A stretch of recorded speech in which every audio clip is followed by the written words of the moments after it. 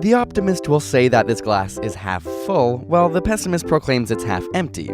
Of course, others may suggest that it's completely full of all the atoms that make up water and air. Others still might remind you that atoms are 99.99% empty space, making the glass mostly nothing.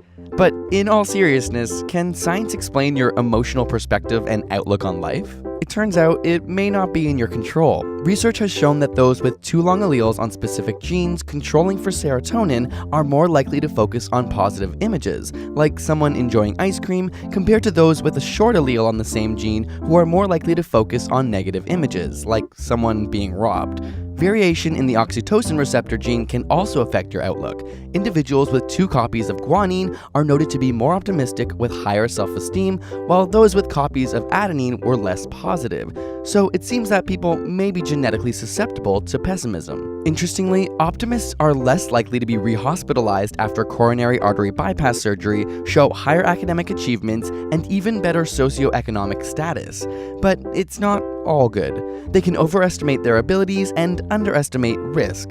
Pessimists, on the other hand, have a more realistic view of the world, are more cautious when planning for the future, and may even live longer. A landmark study spanning 20 years found that pessimists use a cautious approach to their finances and health, avoiding risky behaviors such as smoking and excessive drinking, ultimately giving them the last laugh, literally over optimists. But statistically, most of us are hardwired to lean towards optimism. Known as the optimism bias and found in around 80% of the population, we tend to overestimate the probability of positive events occurring in the future while grossly underestimating the probability of negative ones.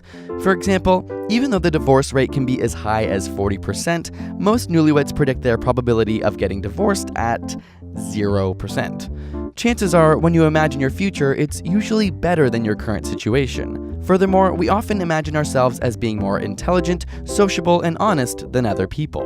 When we look at the brain, we actually see the left half exhibits increased activity when imagining positive events, whereas during negative events, the right half's activity does increase, but to a much lesser degree. This suggests that the brain chooses to ignore and filter out negative information and focus on positivity. Our perspective is, whether you're genetically predisposed to see the glass as half empty or half full, don't waste water and just drink the damn glass already. This actually reminded us of another common saying, though, that giving is better than receiving. But is that scientifically accurate?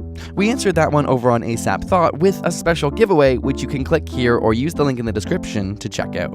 Special thanks to Audible for supporting this episode and giving you a free audiobook of your choice at audible.com/ASAP. This week, we wanted to recommend the book The Wright Brothers, which is the amazing story behind the brothers who taught the world how to fly, while staying optimistic through all the challenges they faced. You can get a free copy at audible.com/ASAP or any other of your choice from a massive selection. We love them as they're great when you're on the go. Don't forget to ask your burning questions and subscribe for more weekly science videos.